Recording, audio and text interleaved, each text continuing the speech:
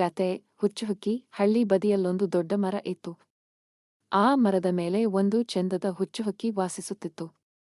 ಅದು ತನ್ನ ನಗುನಗುತ್ತಾ ಹಾಡುಗಳನ್ನು ಹಾಡುತ್ತಾ ದಿನವಿಡೀ ಹಾರಾಟದಲ್ಲಿರುತ್ತಿತ್ತು. ಆ ಹಕ್ಕಿಯ ಚೆಂದನ ಶಬ್ದಕ್ಕೆ ಎಲ್ಲಾ ಪ್ರಾಣಿಗಳೂ ಆಕರ್ಷಿತರಾಗುತ್ತಿದ್ದರು. ಒಂದು ದಿನ ಹುಚ್ಚುಹಕ್ಕಿ ತನ್ನ ಪಕ್ಕದಲ್ಲಿ ಹಾರಾಡುತ್ತಿದ್ದ ಗಾಳಿಯೊಂದಿಗೆ ಮಾತಾಡಿತು. ನೀನು ಯಾವತ್ತೂ ಇಷ್ಟೇ ಚಲಿಸುತ್ತೀಯಾ?